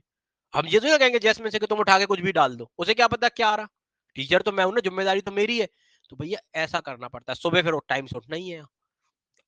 एक्ट में अमेंडमेंट हो रहे, तो आप लोग भैया एक चीज याद रखिए, बहुत से लोग रेगुलरिटी है उन लोगों में, बहुत से लोगों में रेगुलरिटी की मुझे कम फील होती है। कुछ लोगों में डेडिकेशन दिखती है बनने की, कुछ लोगों में कम फील होती है। तो या तो हो सकता है मैं गलत हूं, मैं ये मानता हूं कि मुझे गलत होना चाहिए इस पॉइंट पे, कि मुझे आपका अगर डेडिकेशन गलत लग रही है तो मैं गलत हूं। लेकिन अगर आपको ऐसा लग रहा है तो आप या तो फिर मुझे दिखा नहीं पा रहे कि मुझ में डेडिकेशन है, तो आप डेडिकेशन दिखाइए। लगना चाहिए, जब कुछ चीज होती है तो लगती है। कुछ लोगों में लगता है कि हाँ they are dedicated to their goal, कुछ लोगों को पता ही नहीं होता, आते हैं चले जाते हैं, कुछ पता ही नहीं चलता। या तो आप लोग बहुत इंटेलिजेंट हो कि जीवन में डाउट ही नहीं आपके जीवन में आ रहे। हम फिर अपने आप सोचते हैं, अपने ऊपर तरस खाते हैं हम तो, कि जब हम बचपन में यार पढ़ रहे थे जिस समय, तो हमें काहे इतने डाउट आते थे? या तो हम गधा थे या आप ज्यादा होशियार हो। आप पढ़ रहे हो तो डाउट क्यों नहीं आते यार, समझ में ही नहीं आता, क्यों नहीं डाउट आते? कभी पूछते ही नहीं हो, आए बैठे, शकल दिखाई, क्लास हुई, तो हम अंदर ना जा पाए, वो वहां से भाग गया आदमी है। तो अब हम भी यार किसको कितनी बार समझाएंगे, आप ये बताइए। हम भी आप देखो फिर यही बोलते हैं कि भाई जो करते बने कर। एक बच्चा है, उसका हर 6 महीने में फोन आता, सर कोचिंग करनी है। हाँ भैया कर लो, अब तो हमारे पास नहीं आता, मतलब बताते सर कितने में हो जाएगी। अरे कोई सब्जी भाजी तो ही ना कि कितने की बिक रही, कि पहले 100 रुपए का था उतने का, रीजनेबल प्राइस ले रहे। उसके बाद 2 4 दिन आए, सर वो एक काम आ गया। अरे भाई ना करना कोचिंग। ऐसे ऐसे करके उस व्यक्ति ने, नाम नहीं लेना, 2.5 साल निकाल दिए, उसको आता है जीरो। 2.5 साल में कुछ तो आता। ये होगा कुछ दिन बाद एलएलबी कर लेगा, अपने आगे लिख ले लगेगा बीए एलएलबी ऑनर्स और एडवोकेट डेस डेस डेस, बस खत्म बात। हाँ, फिर बैठोगे कोर्ट में, फिर कहोगे कि यार सर मूंगफली खाते हैं हम तो दिन भर, तो पढ़ाई नहीं हो तो फिर मूंगफली तो छीलोगे ही ना। एक एक ऐसे ऐसे एडवोकेट है जो एक एक प्रोसीडिंग का 1-1 करोड़ लेते हैं, उन्हें भी यही वाले लॉ पढ़े हैं।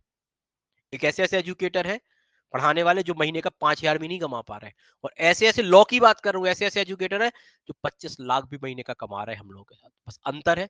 अनअकैडमी की बता दूं आपको, ऐसे लोग हैं जो 15,000 रुपए में पढ़ा रहे हैं, 15,000 मात्र, और ऐसे लोग हैं जो 25 लाख में पढ़ा रहे हैं महीने का।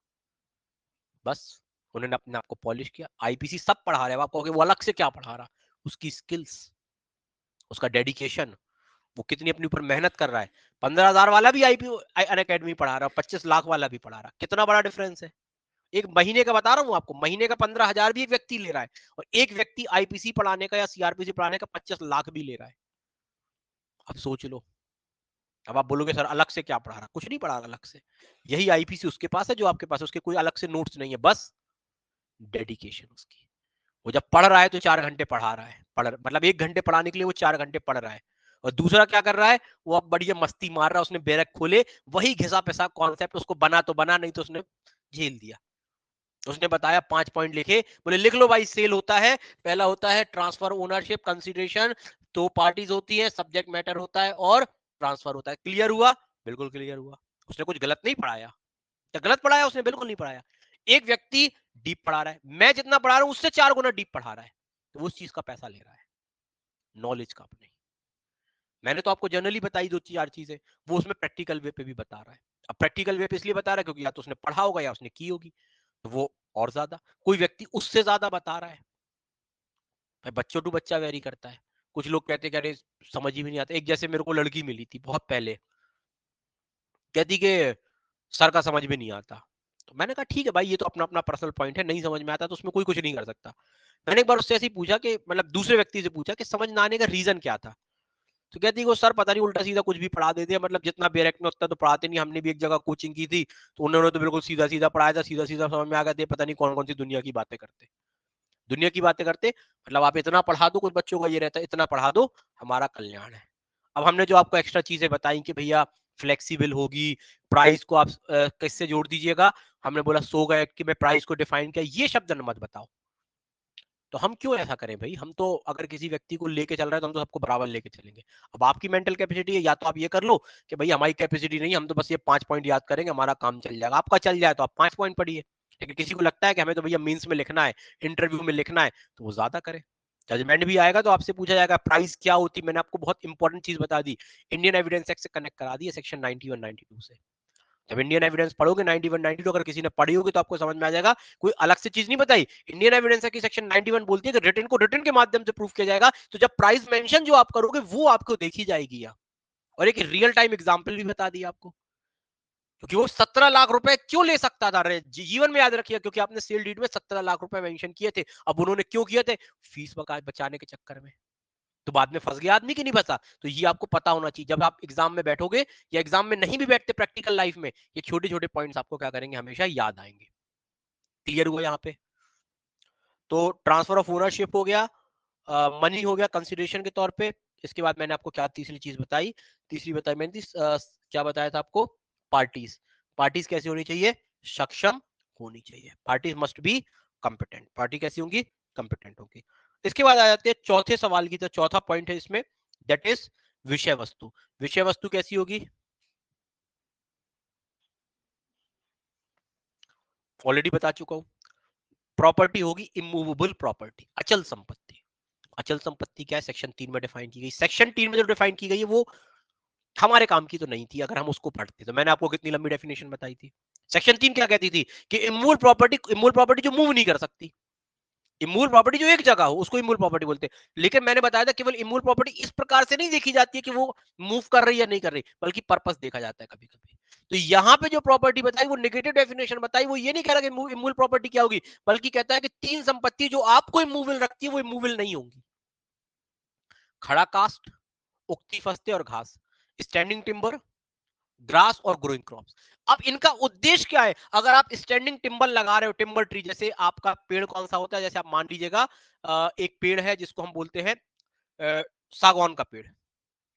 सागौन का पेड़ जो लगाया जाता है वो क्यों लगाया जाता है? वो इसलिए नहीं लगाया जाता कि हम इससे छाए लेंगे, वो छाया या नहीं देता। इसलिए भी नहीं लगाया जाता कि हम फल उससे तोड़ के खाएंगे। पता नहीं वो क्या इतनी इतनी गुटली उटली निकलती, कोई ने खाए सागौन के फल?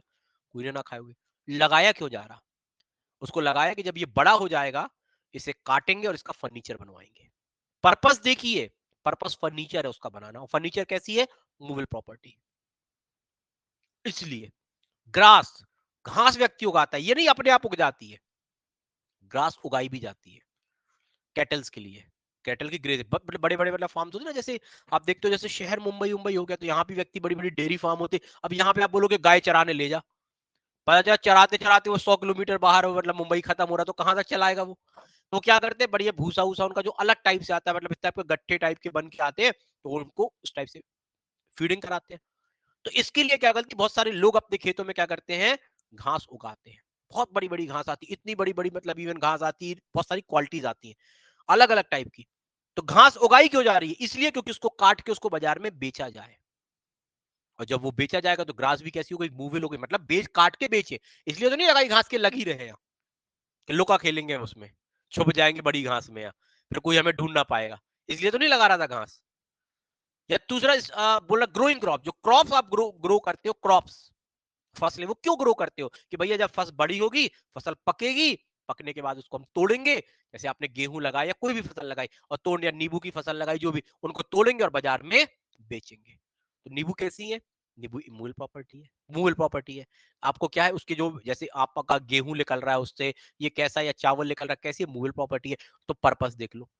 अब नेगेटिव डेफिनेशन थी तो मैंने आपको पॉजिटिव डेफिनेशन बताई। वो कहां बताई थी आपकी positive definition? General clauses act में और रजिस्ट्रेशन एक्ट में। क्या बोलता था इसमें? 3 चीजें आती हैं। कौन कौन सी चीजें आती है इसमें?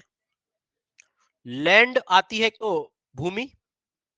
दूसरा, benefit arising out of land, और थिंग अटैच टू अर्थ। और इन चीजों को मैंने एक एक पॉइंट आपको बता दिया था कि कैसे। एक तो आती है भूमि, भूमि तो दिख रही है, जमीन इमूवेबल प्रॉपर्टी है। जमीन से कोई चीज अटैच्ड है, कोई भी चीज अटैच हो, और जो चीज अटैच है उससे कोई चीज अटैच हो। भूमि से क्या अटैच है? हमारा घर, घर के पिलर घुसे। अब घर के पिलर से क्या अटैच है? ये गेट अटैच है, ये विंडो अटैच है, ये भी मूल प्रॉपर्टी। या कोई चीज कहता है बेनिफिट अराउज, मतलब बेनिफिट अराइज हो रहा है, इमूल प्रॉपर्टी। अब ये पानी, जैसे जमीन है, जमीन में क्या है, पानी डाला है, तालाब। अब तालाब से क्या निकाल रहे हो? मछली निकाल रहे हो। मछली क्या हुई? Movable property. लेकिन जो बेनिफिट, जो राइट है आपका मछली पकड़ने का, तो ये कहां से राइट मिल रहा है? तालाब से। तालाब कैसा है? इमूल। तो बेनिफिट जो निकल रहे हैं वो इमूल आएगा। जैसे मैंने बताया था जो तेंदुपत्ता संग्रह करने का, तेंदुपत्ता क्या है? तेंदुपत्ता मूवेबल है। लेकिन जो तेंदुपत्ता संग्रह करने का अधिकार मिला, वो किससे मिल रहा है? वो एक पेड़ से मिल रहा है। पेड़ कैसा है? इमूवेबल। वैसे मैंने आपको बताया था, जैसे वो होता है ना महुआ। महुआ की दारू बनती है, तो कुछ लोग आपने देखा होगा जब सीजन आता है गर्मी वगैरह का, तो आपने जनरली कभी हाईवे के पास से निकले हो या गांव के वगैरह से, तो कुछ लोग टोकनी वगैरह लिए रहते हैं और बीनते रहते हैं। शुरू में हो सकता है किसी को ना समझ में आए वो क्या बीनते, महुआ। महुआ किसके लिए काम आता है? इसको बेचा जाता है। अब लेकिन जो महुआ निकल रहा है, महुआ को क्या, महुआ नहीं, जो महुआ का जो फल है वो तो मूवेबल है, लेकिन वो जो राइट आपको मिला उसको संग्रह करने का, इसके ठेके होते हैं। ऐसे नहीं आप जाके कहीं भी हो, अभी बोले हम भी लेंगे, नहीं, इनके ठेके होते हैं। तो ये जो राइट है, ये राइट कैसा है? इसलिए इनका क्या होती है, इनकी लीज हो जाती है। इसलिए इनकी लीज होती है कि भाई हमने तेंदुपत्ता की लीज ले ली। आपने कभी सुना होगा भैया तेंदुपत्ता का संग्रह करने का पट्टा है हमारा 5 साल का। क्यों पट्टा है तेंदुपत्ता संग्रह करने का? अब बोलो तेंदुपत्ता तो मूवेबल प्रॉपर्टी है। हाँ, तेंदुपत्ता मूवेबल है, लेकिन जो राइट मिल रहा है वो कहां से मिल रहा है? उस पेड़ से राइट मिल रहा है आपको। और पेड़ कैसा है? Movable property. तो इसका पट्टा हो जाता है। पट्टा पड़ा, पट्टा किस संपत्ति का है? अचल संपत्ति का होता है। तो क्यों बोल रहा है पट्टा होता? अगर वो मूवेबल होता। तो ये यहां से आपका कॉन्सेप्ट समझ में आपको आता है। तो प्रॉपर्टी मस्ट बी इमूवेबल। अगर कोई इमूवेबल प्रॉपर्टी है, अब इमूवेबल प्रॉपर्टी के जो राइट्स थे, जो मेरे राइट्स थे, यहाँ से संग्रह करने का, कोई भी आधार, मछली पकड़ने का अधिकार जो मेरा था, मैं आपको विक्रय कर सकता हूँ। मेरा प्राइवेट तालाब था, मैं बेच दूंगा आपको। मेरा एक अधिकार था, मैंने कहा तो भैया वो भी आपको बेच सकता हूँ। तो ये सारी की सारी जो भी आपके इमूवेबल प्रॉपर्टी होंगी, सारी की सारी सेल की जा सकती है। अब दो बताएगा ना मूवेबल प्रॉपर्टी, क्योंकि इमूवेबल प्रॉपर्टी टेंजिबल भी हो सकती है और इनटेंजिबल भी हो सकती है। टेंजिबल मतलब मूर्त, जिसको देख रहे हैं, छू रहे हैं, महसूस कर रहे हैं, मतलब ये भैया एक जमीन है जो आपको दिख रही है, छू रही है। अब कभी कभार मूल प्रॉपर्टी ऐसी होती है जो देख छू महसूस नहीं कर सकते लेकिन अधिकार होता है। जैसे मैंने अभी आपके राइट्स बताए, राइट्स बेच दो। जैसे बाजार में मेला लगाने का अधिकार, मेला किसमें लग रहा है? अचल संपत्ति पे। तो संपत्ति नहीं बेच रहा, वो आपको 1 साल का बोल रहा है कि भैया 1 साल में कुल मैं अपना राइट बेच रहा हूं आपको।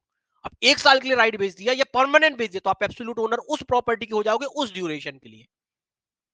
परमानेंटली बेच दिया मैंने कि भैया आपको ये राइट में बेच रहा हूं, ठीक है भैया, क्योंकि ये बेनिफिट क्या हो रहा है, आपको एराइज हो रहा है वहां से। इसके साथ साथ सब्जेक्ट मैटर हो गया, पार्टी टू कंसीडरेशन, ट्रांसफर हो गया। ट्रांसफर क्या होगा? लॉ के अकॉर्डिंग होगा। मतलब लॉ क्या कहता है, अब देखो लॉ भी हम पढ़ेंगे 54 का क्लॉज 2-3 जब पढ़ेंगे तब समझ में आएगा। कहता है कि चल संपत्ति है तो सेल्स ऑफ गुड एक्ट चले जाइए, अचल संपत्ति है तो हमें देखना है कैसी है, क्या वो टेंजिबल है कि इनटेंजिबल। इनकेस अगर वो टेंजिबल है, कैसी है? टेंजिबल, तो उसमें कीमत देखनी है। अगर 99 रुपए तक की है तो रजिस्ट्रेशन आवश्यक नहीं है, आप डिलीवरी कर दीजिए, लिखित भी जरूरी नहीं है। जब रजिस्ट्रेशन नहीं है तो लिखित भी जरूरी नहीं है। लेकिन जैसे उसकी कीमत 100 रुपए टच करेगी अचल संपत्ति की, यार वो राइट जो आप बात करो उसकी कीमत 100 रुपए हो जाएगी, तो you have to registered it, आपको रजिस्टर्ड करना पड़ेगा। और अगर इमूवेबल, कैसी इंटेंजिबल है, अमूर्त संपत्ति है, मतलब जो दिखती नहीं है लेकिन है अधिकार, तो वो किसी भी कीमत की होगी, आपको क्या करना पड़ेगा? रजिस्ट्रेशन करना पड़ेगा। अटेस्टेशन होता नहीं है, रजिस्ट्रेशन होता है। अब इसके बाद बताइए, यहां तक अगर कोई चीज समझ में ना आई हो तो बताइए। हम्म अब विक्रय का ढंग, विक्रय कैसे किया जाता है, पंजीयन द्वारा, संपत्ति के अंदर, कब्जे द्वारा विक्रय, या तमाम चीजों को, इनको हम क्या करेंगे अभी। विक्रय के लिए करार, विक्रय के लिए करार और विक्रय की संविदा में क्या अंतर होता है, अभी बहुत सारे इंपॉर्टेंट पॉइंट है। जब इतनी चीजें पढ़ोगे तब आपको सेल आएगा। अब ये मत सोचिएगा, अब देखिएगा आज पूरा का पूरा लेक्चर अभी शायद 75 मिनट्स हो गए, बहुत होते 75 मिनट्स, केवल अपन ने एक लाइन पढ़ी है अभी यहाँ। अब शब्द गिन लीजिए कितने शब्दों में, इतने शब्दों में एक लेक्चर अगर आप पढ़ोगे, और अभी इसमें भी पढ़ाने के लिए अभी भी पूरा नहीं हुआ, तो इतना अगर आप जब जब इतना पढ़ोगे तब तो एग्जाम में लिख पाओगे ना। अदरवाइज अब मैं आपसे बोलूंगा पढ़ लो, अब आप बोलोगे सर वो का लिखे हैं, इसलिए आपने जब मार्क की क्वेश्चन लिख लाया वो कह रहा सर हम का लिखे, आपने इतना सारा लिखवा दिया। तो ये आपको छांटना है, वो बाद में देखेंगे क्या क्या लिखे, पहले एक बार एक्ट तो हो जाए, ठीक है, तो उनके बाद हम ये भी कोशिश करेंगे क्या क्या करें हम। अब देखो हम तो बहुत कुछ करना चाहते हैं लेकिन दिक्कत ये है कि उतना समय नहीं हो पाता। करना तो बहुत कुछ चाहते हैं, कराना भी बहुत कुछ चाहते हैं, लेकिन क्या हो पा रहा है, उतना समय नहीं मिल पा रहा कि बहुत कुछ करा लें। अब वही चीज मैं आपको बार बार बता चुका हूँ कि छतरपुर के भरोसे कोचिंग नहीं चला सकते और अनअकैडमी छोड़ नहीं सकते, तो अपन दुविधा में फंसे रहते हैं, ठीक है। अब अदरवाइज मैं बहुत दिनों से सोच रहा था कि एक इंग्लिश का टीचर लेके आ जाऊं, एक जीके का टीचर, लेकिन इंग्लिश और डीके का टीचर अगर लेके आ रहा हूँ तो उस टाइम स्लॉट मेरा बंद जाएगा, कोचिंग खाली नहीं रहेगी। अब कोचिंग खाली रहेगी और मुझे पढ़ाना अनअकैडमी, मेरा लेक्चर चला जाएगा। और अगर मैंने क्या किया, दूसरी कोचिंग ली, तो उतने बच्चे नहीं है। अब जैसे अपन कहीं पे लेंगे 10-15 हज़ार रुपए, उसमें अलग से लगेगा। तो दिक्कत तो यही है ना छतरपुर में, या तो मुझे पता चल जाए करना क्या है, तो इसलिए समझ में आता है कभी कभी ऐसा लगता है कि बंद ही कर दो, ठीक है। खैर आप लोग जब तक है तो कोशिश करेंगे जहां तक हो रहा है। चलिए फिर मिलते हैं अपन लोग, ठीक है।